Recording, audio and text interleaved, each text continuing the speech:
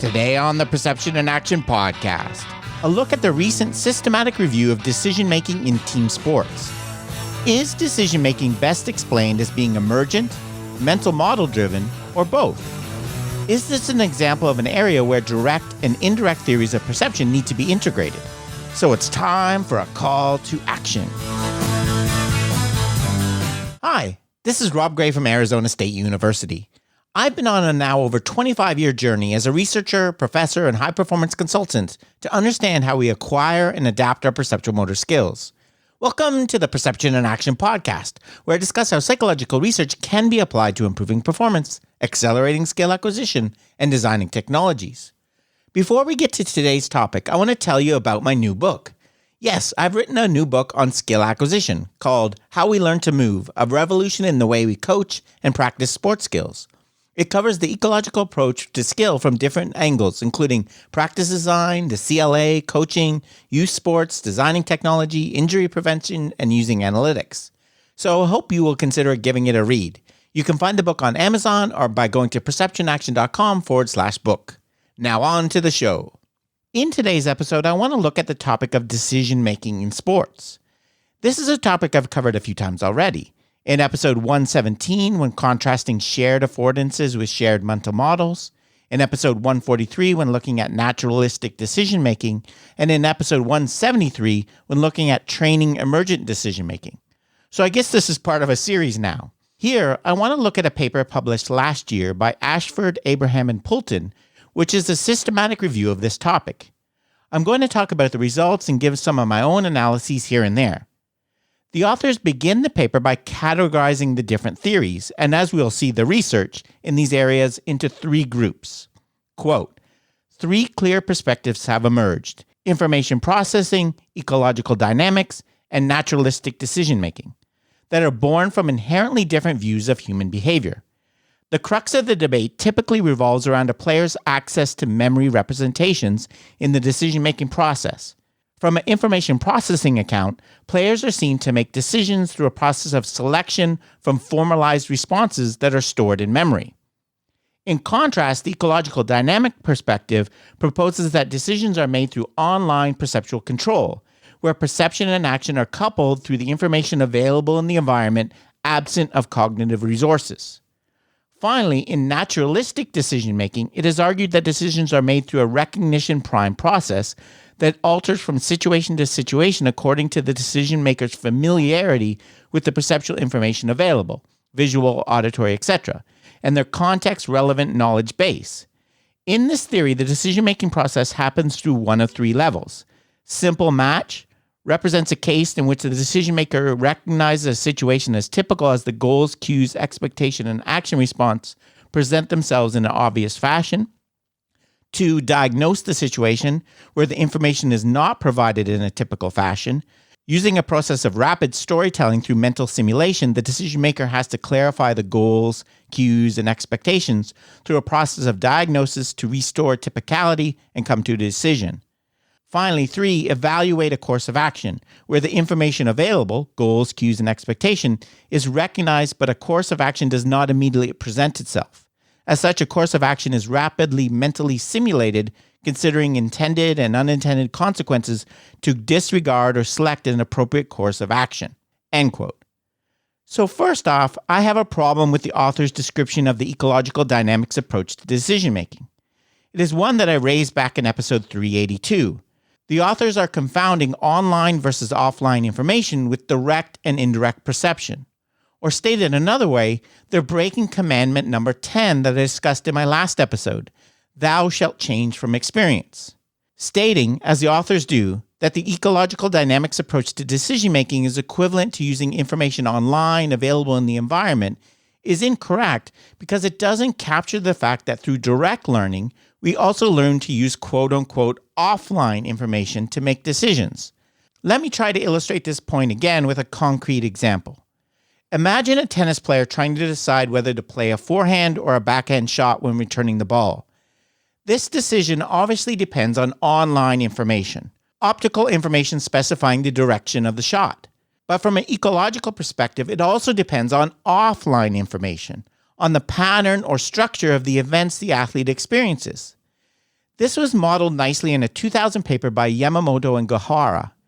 In this paper, the authors plot the solution space of the hip and shoulder joint during a tennis shot. Not surprisingly, if you keep repeating shots to the player's forehand side, they develop an attractor in one area of the solution space. While if you keep repeating shots to the other side, they develop an attractor in a different area of the space, corresponding to the coordination solution for a backhand. But when you give the system stochastic input, that is, you randomly hit the ball to either the forehand or backhand side, you get the development of two attractors, with the transition between the two having a fractal structure. See the paper for details if you're interested, link in the show notes. Here is where this is relevant to today's topic. What happens to these attractors if instead of giving the system purely random inputs, you put some pattern to it? Say you play 80% of the shots to the forehand side and 20% to the backhand side. Work on coordination has shown that this would lead to a restructuring of the attractor space, with the forehand attractor being deeper and more difficult to transition away from than the backhand attractor. This, in turn, will change the decision-making that emerges from the player. They will be more likely to adopt a coordination pattern of the shoulder and hip that fits with a forehand stroke. In this way, the system has learned through experience by restructuring the attractor space, and the decision that emerges of what stroke to play changes. I know this is a simple example with an individual sport, but the same idea can be scaled up to team sports. When we characterize the ecological approach to decision-making as being just the use of online information available from the immediate environment, we are selling it way short. Through the processes of direct learning, education of attention, education of intention, and calibration, the system changes through experience and thus incorporates quote-unquote offline information into the decision-making process, just as it is proposed in information processing and recognition prime decision-making theories, but in a very different way, of course. These offline factors include information that is available before the event formally starts, for example, the kinematics of the opponents before the ball starts moving, the event history, like I illustrated in my tennis example, and instructional constraints given from a coach, like a strategy. I could also raise an issue with the author's statement that ecological dynamics is absent of cognitive resources. Yes, as they're traditionally defined, but there is cognition in the ecological approach. Why am I harping so much on the definition here? Well, as we will see shortly, this narrow, incomplete conceptualization of the ecological dynamics approach to decision-making will lead the authors to conclude that it's insufficient to explain all the factors involved, and that this is the reason we need to integrate theories, to pull in indirect influences from the information processing approach. But we will get to that. Okay, let's get to the actual results of the paper. In doing the review, the authors were focused on papers that investigated decision-making in team sports, and that included some data to assess the process. So purely theoretical papers were excluded here. There were a total of 53 papers that met the search criteria. As an aside, I've been involved in a couple systematic reviews lately, and if you've never done one yourself, I just want to convey how difficult they can be. Due to the inconsistent use of titles and terminology, it's a lot of work to come up with a collection like the authors have done here. You need a lot of search terms and a very, very thorough filtering process. You can't just Google decision-making in team sports.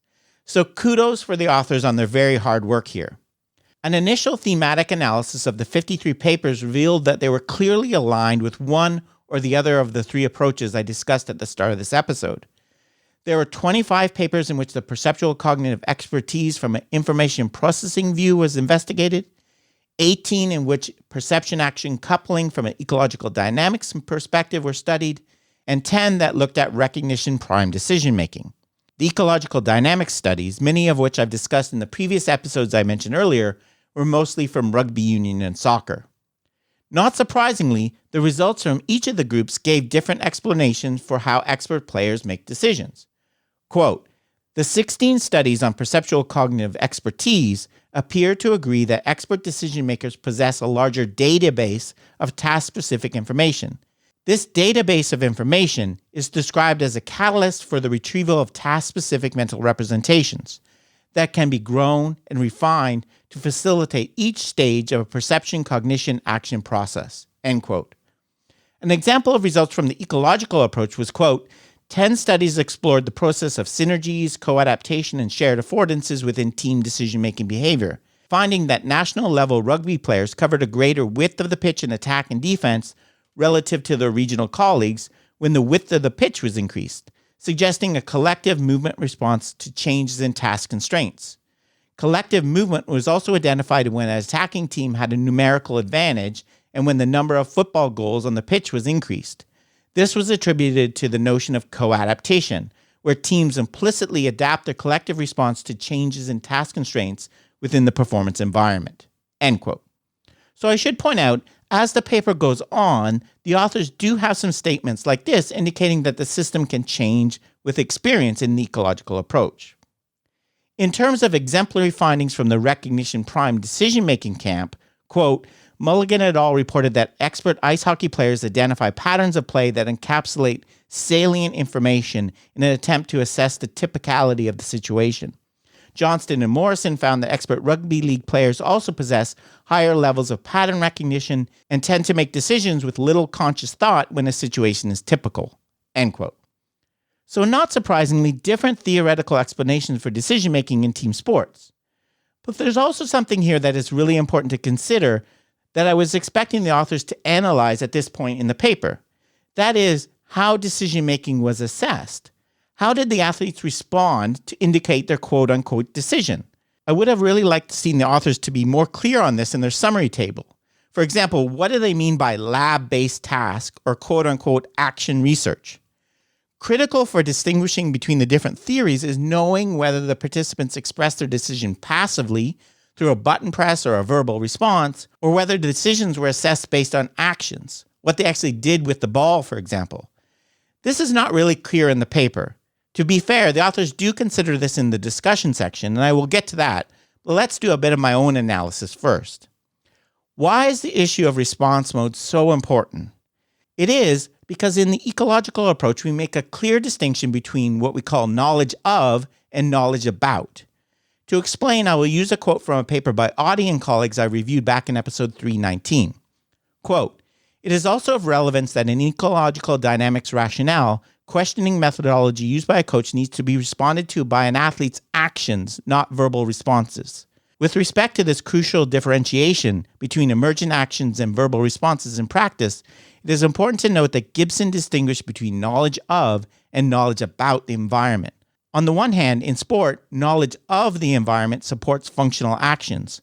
On the other hand, knowledge about the environment facilitates symbolic representational understanding, which may be exemplified by understanding of shapes and patterns on a tactical whiteboard. End quote. In other words, in the ecological approach, decisions emerge and are expressed in the control of action. This brings to question the validity of the methods used and the data analyzed in many of the studies here. For example, by my count, 11 of the studies, 6 from Information Processing Group and 5 from the Recognition Prime Group, use retrospective recall as a way of measuring decision-making. Personally, and I think most people that align with the ecological approach would agree, I place very little weight on the results from studies that use this method. Come on, you're asking an athlete to tell you how they made a split-second decision in the moment, days, weeks, or even months after it occurred. Memory is just too unreliable and fallible for this to have any level of precision, in my opinion. Of course, if you prompt them and question them, they're going to come up with some verbal explanation of what they did, but it's just a post hoc rationalization, for me, that bears little resemblance to the process that actually occurred in the game.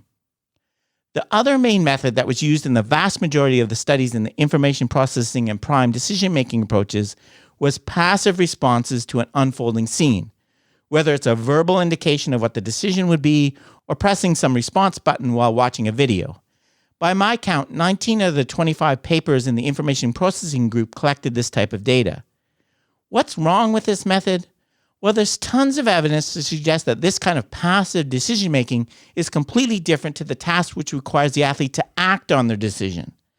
Take the work of Matt Dix and colleagues, for example, which I discuss in my book. When you ask a goalkeeper in soccer to say whether they would dive left or right to stop a shot, you get a completely different pattern of gaze behavior than you get when they actually have to stop it. Furthermore, decision-making is usually temporally constrained. For example, the decision to pass needs to be made quickly, or the gap between players will close. But in most lab tests, there are no such constraints.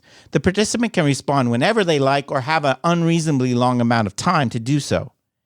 In sum, these two methods for studying quote-unquote decision-making are measuring knowledge about, which from an ecological dynamics perspective is not what is used to make decisions. So it has little relevance for understanding this process. I will return to this point in a bit, but let's next look at some more of the findings from the paper. The authors next look at some of the characteristics that were identified as found in the expert decision makers. For this, they identify features including perception, visual search, scaling action capabilities, and knowledge, including things like working memory capacity and tactical knowledge. Here again, the authors mischaracterized the ecological dynamics approach in direct perception. Quote, interrogation of the data has unearthed views about the decision-making process that are shared by the different perspectives. Foremost is the idea that perception of salient information actuates the decision-making process. Taking an ecological standpoint, Esteves et al. Suggested that skilled players are better able to identify opportunities for action afforded by the task environment, which is consistent with the proposal by those taking an information processing view that skilled players are better able to identify salient, predictive global cues within the context of their intended goals. End quote. So saying that athletes use information in a direct, non-predictive way is consistent with saying they predict things? Saying that athletes pick up direct specifying information from the environment is consistent with them using indirect cues? These ideas are not consistent at all. They are polar opposite views of what is going on. The only consistency is that they're both saying we perceive something from our environment when making decisions.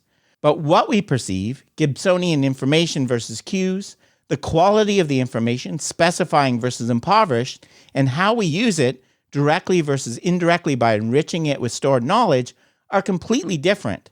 So I do not agree with the author's attempts to identify processes that are shared between the different theories like this. They are completely different approaches that have completely different mechanisms. This paper would benefit for a more clear definition of what is meant by information in the different theories. As I discussed in my last commandments episode, thou shalt not take the name information in vain. Moving to comments on a few of the things the authors consider in the discussion section. Here again, they do note there is a role for experience and learning in the ecological approach. Quote, from an ecological perspective, competitive experience enables a refinement of what the performance environment affords via attuning the player to its salient properties and calibrating the player's action capabilities to the perceptual information unfolding before them. Refined perceptual attunement offers an ecological explanation for the finding that experts are able to see through deceptive acts of their opponents. End quote. This goes well with the point I was trying to make at the start. Yes, in the ecological approach, we have proposed that actions are exclusively controlled based on information directly available from the environment. But what information sources we use and how we use them is shaped through learning and experience.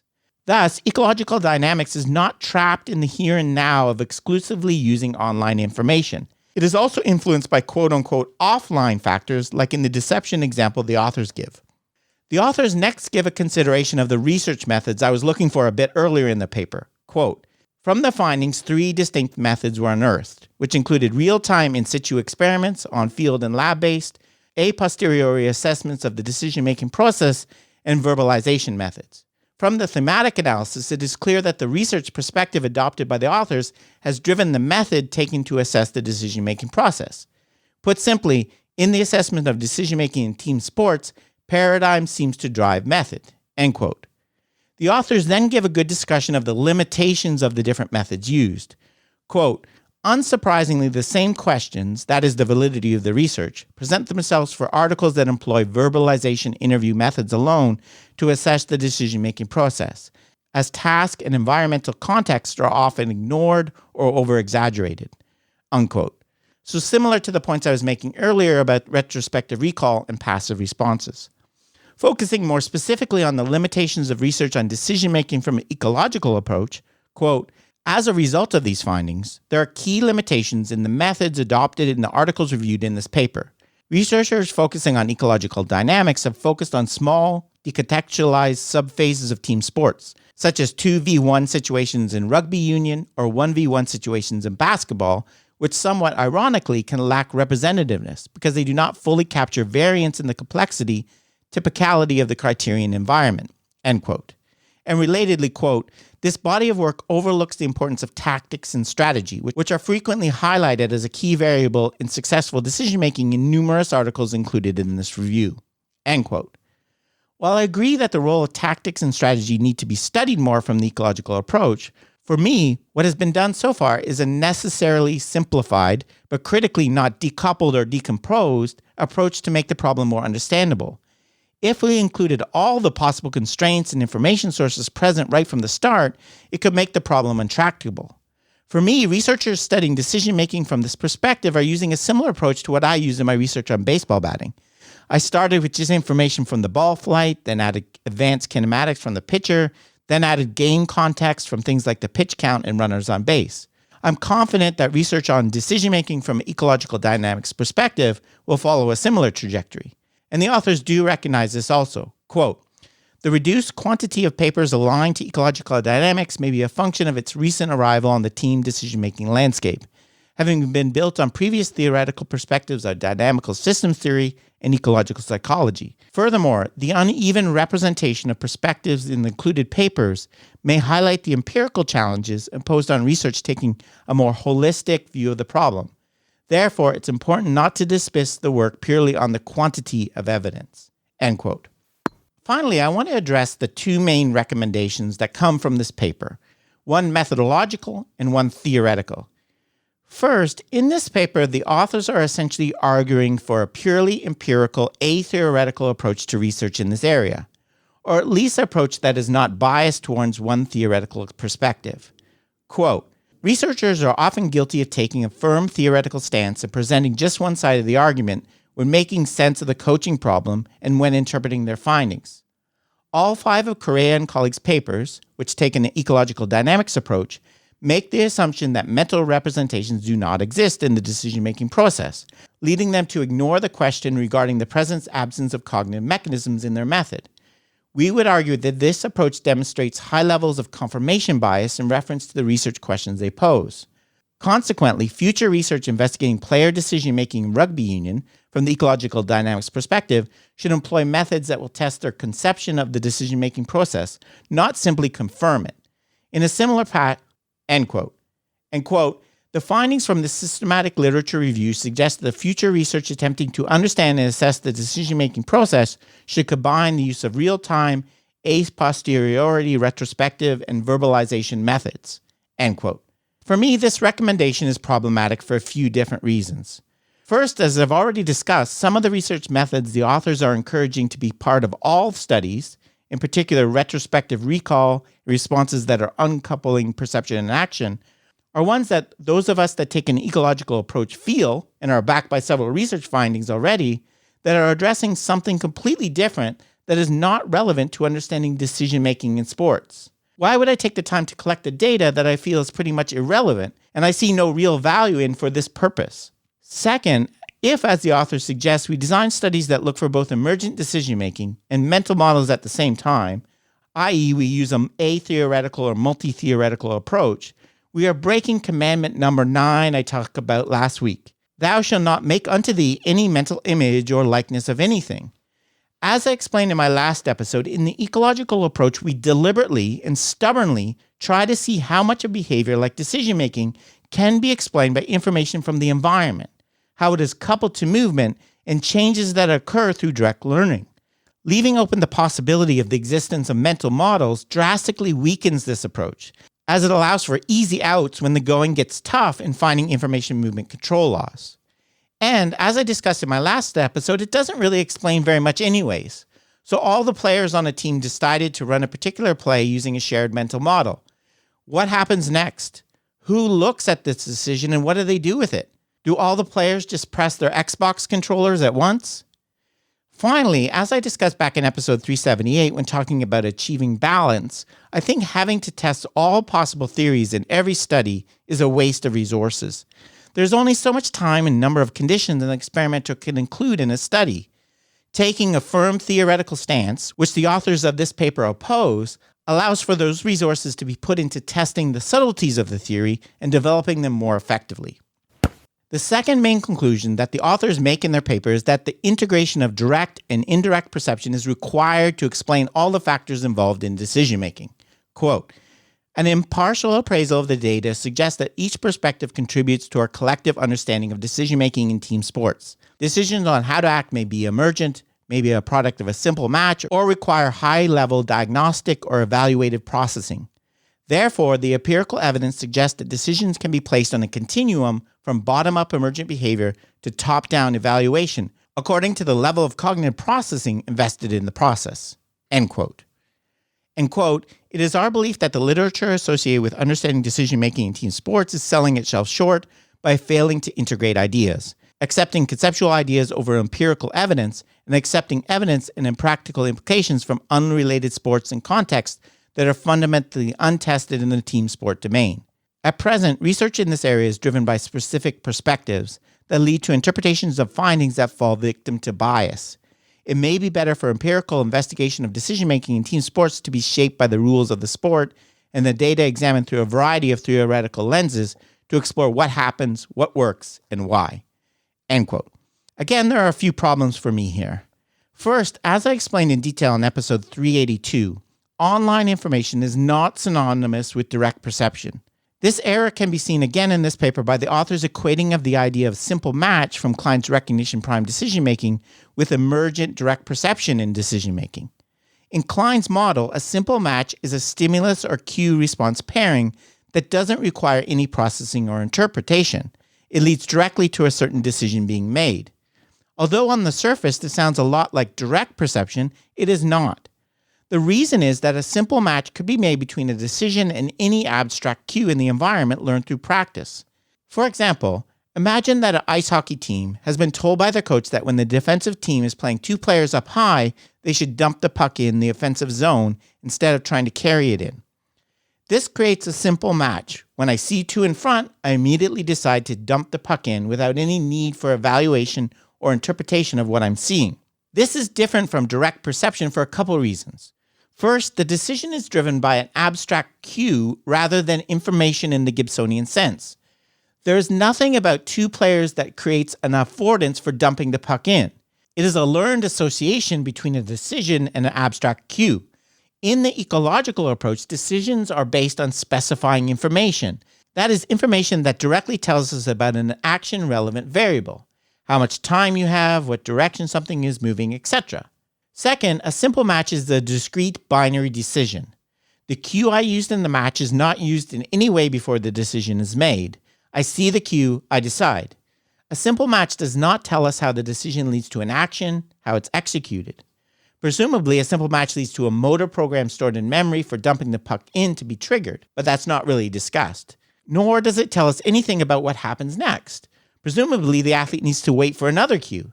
It's a very serial, linear model of decision-making. In the ecological approach, on the other hand, the players are continuously using the spacing between themselves, their teammates, and their opponents, and how these gaps are changing, which creates tau-like information. They use this to move the puck up the ice and decide to regulate their speed or direction of skating. When two defenders are playing up high, this creates a large open space behind them, which invites the affordance of dumping the puck in to try to recover it. But it's not just a simple match to one binary decision. The information about the spacing can also be used to regulate where the puck carrier should dump the puck, how hard, where the teammate should go to recover it, etc. The information used to make the decision, spacing and the change in spacing, was used before the quote-unquote decision to dump the puck was made and will be used after it to control the action of recovering the puck. Then will be used to move the puck in the offensive zone, etc. Direct perception is not just a simple match with an abstract cue. It is a continuous regulation of action with specifying information that does not need to be processed, diagnosed, or interpreted in any way. The second issue I have with the author's proposal is what they really want is a model that incorporates online and offline information, not one that incorporates direct and indirect perception, which is contradictory and impossible. The continuum they're looking for in decision-making models is one of online to offline, not direct to indirect. And such a model already exists. As the authors nicely explain, Gary Klein's recognition prime decision-making model incorporates all of this, from simple matches, online information, to mental simulations, which are clearly offline. And some of the simple matches could use similar information to what we talked about in direct perception. Of course, this model does nothing at all to explain how the decisions are realized in action, but that's another issue. If, as the authors state, they believe that decision-making in sports requires quote-unquote high-level diagnostic or evaluative processing, even part of the time, then they're arguing that perception is indirect. And I don't understand why you would want direct perception as part of your model. You don't need it, because you can't have your cake and eat it too here. The authors of the paper are not being any more open or inclusive ideas than I am. They've picked a side and concluded that decision-making in sports involves indirect perception, just like I've concluded that it can be explained by direct perception. Further to this point, the authors describe how the perception action system might know when it should be making decisions directly or indirectly. Quote, the early indication is that the complexity, typicality, time, and the contextual priors within game information presented by dynamic team sports situations dictate the point a decision lies on the continuum of direct to indirect. End quote.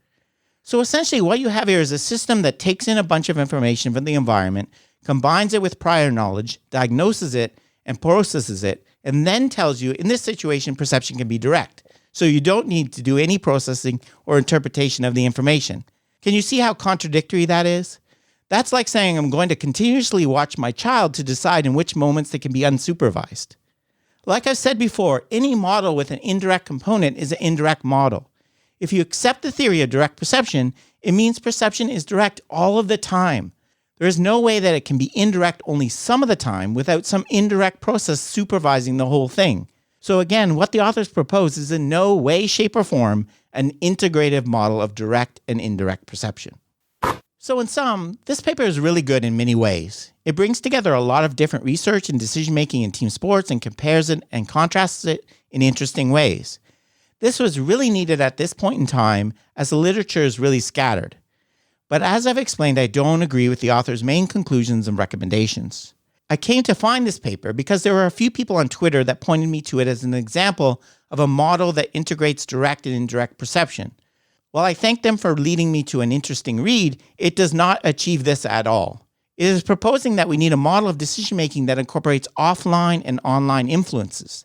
This can be achieved either with an indirect model like Klein's or through a direct perception model, not by combining the two, because that's nonsensical. For example, the tennis example I gave earlier, in which the attractors that develop depend on the input to the system, is an example of a way that strategy or tactic, in this case favoring a forehand, can be explained from an ecological dynamics approach. Speaking of which, those of us working in ecological dynamics clearly have a lot to do in fleshing out the model of decision-making based on shared affordances. Along these lines, the authors give two important tasks for us.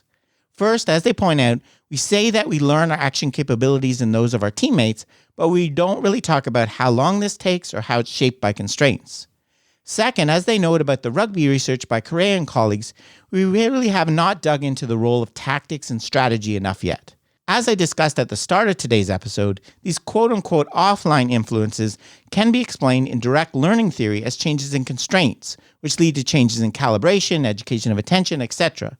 But we definitely need to do more work to investigate how this occurs and can be shaped by instructional constraints added by a coach. But none of this requires giving up on the theory of direct perception, in my opinion, which is what the authors are proposing we do. Okay, that's it for today's episode. Remember, you can contact me at robgray@asu.edu or follow me on Twitter at ShakyWeights. To find out more about the podcast, please check out perceptionaction.com. Finally, to support the podcast and receive bonus materials, including written transcripts, please head over to patreon.com/perceptionaction. This is Rob Gray from ASU. Cheers for now, and keep 'em coupled.